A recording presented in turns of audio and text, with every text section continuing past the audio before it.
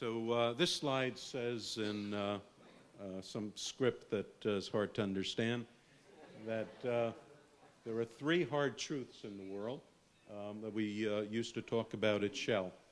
The first hard truth is that the world is running out of inexpensive oil. That is, easy oil has all been found, and we're now working in the Arctic, in very, very deep waters, in places where the cost of production is going up significantly.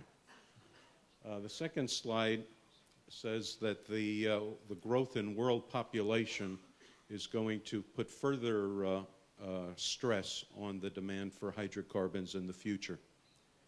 And the third hard truth is that man is having an effect on the environment, and it's very important that as we develop the energy that we need, that we do it in a way that's sustainable. This slide over here shows the growth in hydrocarbon and other energy sources from, this is 2000 to 2030. The red is the oil, and you can see that the growth in oil from today to 2030 is anticipated to be almost 50% more. The next element in green is natural gas, and it's going to grow even faster than the demand for oil. The one in gray is coal. And unfortunate that coal generates about twice as much carbon dioxide as natural gas does.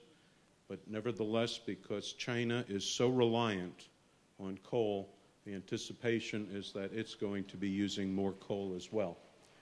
The much smaller part over here is the renewable sources of energy: solar, wind, hydroelectric, and they're growing at an even faster rate. But the problem is that they're starting at such a low base, only a few percent of the world usage today. They are still, by 2050, only going to be roughly of the order of 30% of total world energy usage. Okay, next slide, please. Push the space bar or enter. I did? Okay. Now let's talk about why this is true.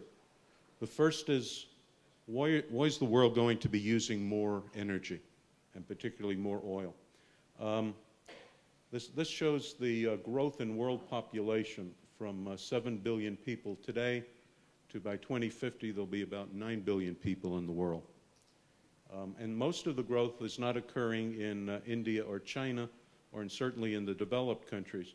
This blue section over here is the growth in the emerging nations of the world. And so their population is growing the most rapidly. And the problem with that is this curve. This is the S-curve for energy usage for a country. And what you find here is that when the gross domestic product per capita of a country is less than $3,000 a person, that they don't use much energy. They can't afford it. They don't drive cars. They don't have televisions. And so most of the emerging countries are down here, using very low, on a logarithmic scale. This is the energy consumption of those countries. But once they reach about $3,000 GDP per capita, they start taking off on a logarithmic scale.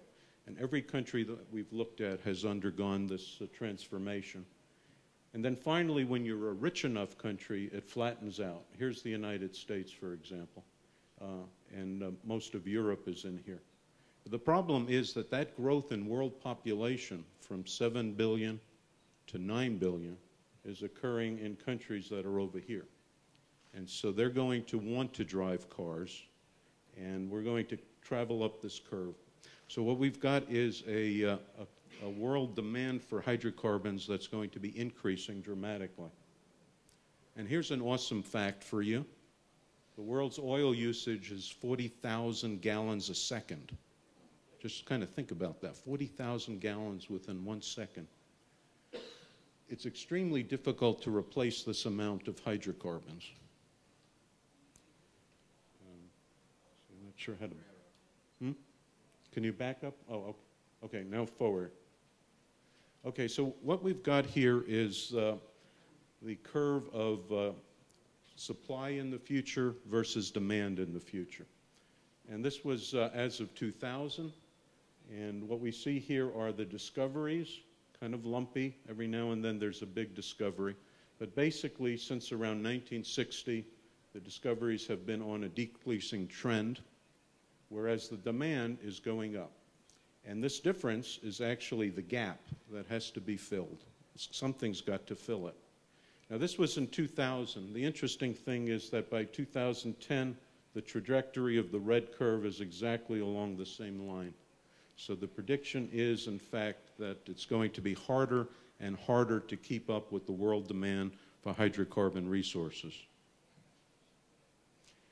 And one of the things that makes it so hard is that even if the world economy doesn't grow at all, even if everything is flat at steady state level, the world's production of oil declines at an annual rate of about 4.5% per year. So we're using up the existing reserves even by just constant, staying perfectly constant, which we're not going to. We're actually going to be using 50% more hydrocarbons. And because of this, the new production that we need by 2035, we need an additional 80 million barrels per day. Well, this is about equal to what we're using today. So we have to not only keep up with what we're doing, but we have to run harder. We have to come up with hydrocarbons that are double the amount that we've presently got. The scary thing about it is shown in this slide. These are the world's known reserves in billions of barrels. As you can see, it's entirely dominated by the Middle East and North Africa. They've got 755 billion barrels left. Everybody else in the world is using up their energy at the rate such that it'll be gone within about 25 years. Their reserve production ratios are only about 25, whereas in the Middle East, it's more like 75 years. So if you look in the world of the future, what you see is that the rest of the world produces even less, and the Middle East becomes even more dominant, more controlling in terms of the world's destiny. And of course, this is reflected in the price of oil. What you're seeing here are some predictions done back in 2005, the blue curve by the EIA. And you can see they had a reference case for the price of Brent and a high price case going up to 2030. Well, where are we today? Well, on June 1st, we're over here at $116. So we're above the high case. What we're talking about is the price of oil approaching $200 per barrel. You can anticipate it doubling. And this is even without any of these crazies over here. This is just the growth of the world. And what does that increase in oil price result in? This is the effect of a $1 change in oil prices on the annual income of various countries. You can see that it dramatically helps some of our unfriendly neighbors, and it dramatically hurts Israel and the United States. And yet, it's not all a gloomy story.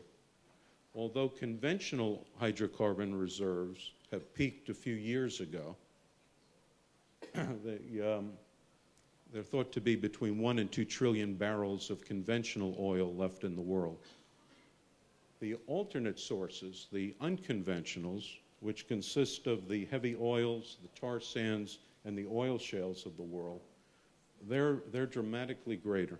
They're almost a factor of 10 greater, and they haven't been tapped yet. Harold, 2 minutes, please. You have 2 minutes. Okay. And so what you can see here is that the countries like the United States, Canada, and Israel and Jordan have an enormous amount of these unconventional resources. They're net importers of energy, but they can become net exporters of energy by making use of technology that can bring these alternative resources on. And I'll talk about that in my second set of answers. Thank you.